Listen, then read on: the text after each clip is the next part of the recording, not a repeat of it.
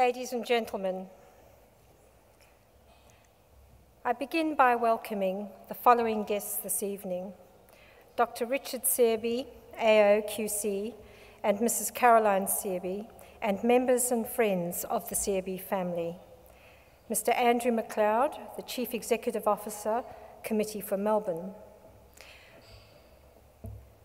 Mr. Adam Bant, MP, Professor David Battersby, the Vice-Chancellor of the University of Ballarat, and Dr. Kanis Koom. Members of the Consular Corps, Councillor John Menegazzo, Mayor of Wyndham City Council, members of the Chancellor's Circle and the Melbourne Leaders Group, members and guests of the Committee for Geelong and the Committee for Melbourne, my Deakin staff, ladies and gentlemen. I bring you apologies from my Chancellor, Mr. David Morgan, who has a severe trapped nerve in his upper leg as a consequence of a golf game, I think. Anyway, the drugs are not doing what they should do, and he sends his apologies and disappointment. Ladies and gentlemen, I now begin the formal proceedings by acknowledging the Wurundjeri people of the Kulin Nations, the traditional custodians of the land on which we are gathered here, and we pay our respects to them for their care of the land. I'm absolutely delighted to welcome you all to Deakin University's 2011 Richard Searby Oration. The Richard Searby Oration was established by Deakin University to acknowledge the contribution made by Dr. Searby as Chancellor of the University from 1997 until December 2005. The Council of Deakin University established the oration as a public lecture to be given annually by an eminent person. It aims to provide a perpetual legacy to the contribution made by Dr. Searby as Chancellor of Deakin University, to honour his outstanding contribution to Australian society in the fields of education, the law, the arts and business, and to contribute to the fulfilment of Deakin University's responsibilities regarding the advancement of public knowledge. And ladies and gentlemen, today, Deakin, from its humble beginnings 40 years ago, is the 10th largest university in Australia.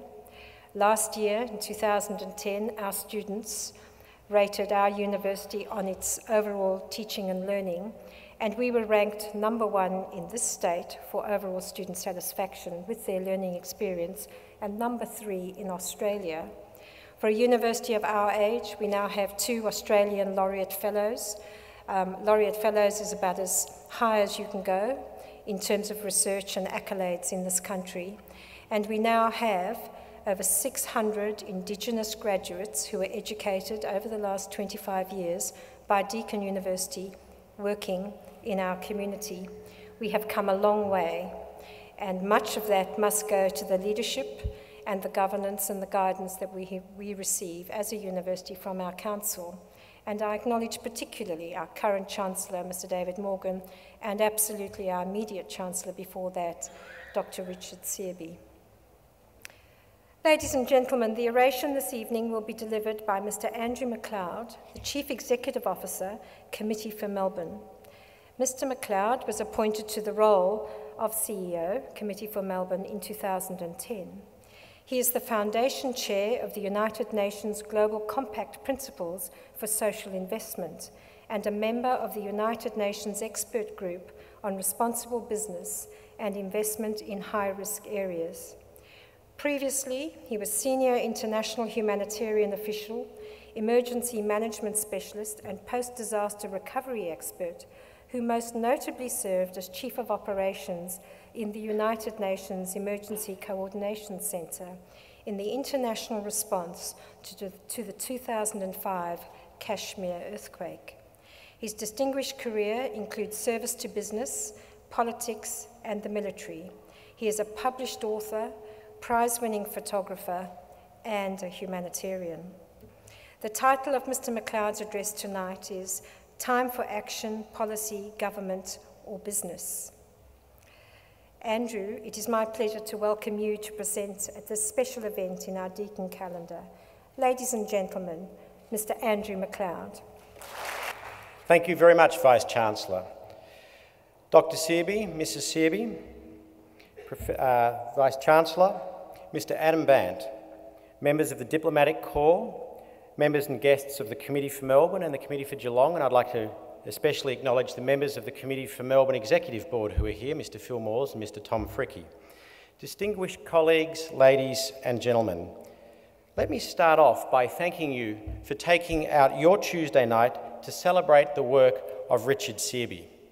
It is a great honour and privilege for me to give the Richard Searby Oration for 2011.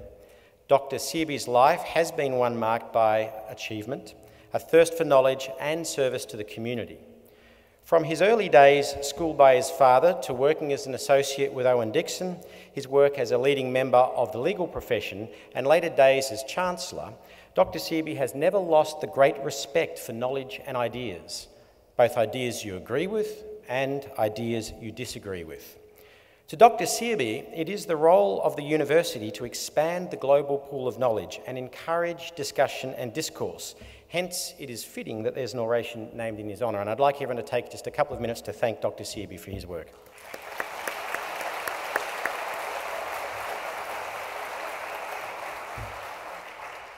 Ladies and gentlemen, I believe Australia is a good country. It's a country that we can be proud of. For most of the last 15 years, I have had the great privilege of working for the United Nations and the International Committee for the Red Cross in some of the world's most difficult situations. In the earliest of those years, I felt filled with pride by how others referred to Australia. Seen as an open and tolerant society, Australia was an example of the country that seemed to have the balance right. But over more recent years, people couldn't quite reconcile the openness of our society with how our national dialogue appears to have changed. And indeed, over the last year or so, many of us here in this room would have lamented the quality of our political debate. But, given we are a democracy, ultimate responsibility for the quality of debate and discourse does not rest with politicians nor the media.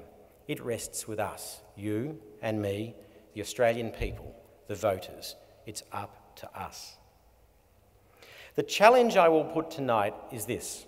We must take a role in lifting the quality of debate. We must make a change each time we are engaged in discussions around policy, be it at work, be it with family, or be it with friends. We must rise and encourage a race to the top of the mountain and not accept a charge to the bottom of the barrel. I still believe this is a good country, even though our discourse isn't where it should be. Our country is made up of people who care for this nation's future, and I've always felt that. In 1994, I had the good fortune to be sitting opposite a young man who became a great friend, Rufus Black. We were in a small pizza shop in Princeton, New Jersey. Rufus and I were studying postgraduate degrees in the United Kingdom. He was at Oxford and I was at a less well-known institution slightly to the south. Back those 17 years, Rufus, knowing what I wanted to do internationally, asked me the question, why didn't I want to work in Australia? Because, Rufus, I said, at the end of the day, I have inherent faith that the Australian people get it right. Fast forward to 2001, immediately following the year's Tampa election, Rufus called me, and without any introduction, he simply said the words, "Do you still believe that?"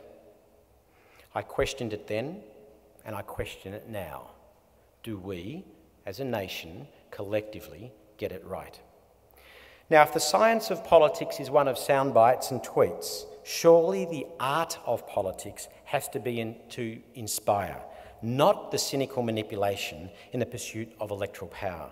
And if the phrase cynical manipulation sounds too strong for you, can I insert one of overuse of focus groups, soundbite responses, Twitter feeds, or Facebook updates in its place? And cast your mind back 10 years. While many, including some in this room, may have agreed with that focus group-driven statement, we decide who comes to our country and the circumstances in which they come, there was at that time an opposing view on the other side of the parliamentary chamber, and some even on the then government side. Without agreeing or disagreeing with one side of the debate at that time, at least I can say there was a debate. and how that seems to have changed. I now put a challenge to you. We decide who leads our country in the circumstances in which they lead, and that must be the mantra that we now put out into public. If I ask you this, if back in 2001 that we were told that within a decade our country would be led by a left-wing female Prime Minister from the Labor Party promoting offshore processing as our refugee solution, you would have told me that maybe one of those four things would have come true, but some people still had hope for Bronwyn Bishop back then. Many have said that the refugee issue should not be a big issue in Australia, and I agree. It should not be, but it is. This issue has now moved beyond one of boats. It has moved beyond one of the location of processing. It has even moved beyond one of people. This issue has grown to become one about the soul of our country. The issue is about the content of our collective character. It is now a debate about who we are and how we wish to be perceived. Former Villawood manager Peter Mitchell wrote in his just-released book, and it's perhaps an appropriate title, Compassionate Bastard, that, and I quote, "We have to accept the fact that the refugee issue is complex and defies a quick fix.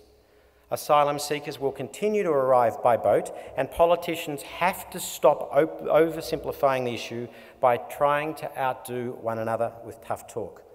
I agree with him in that.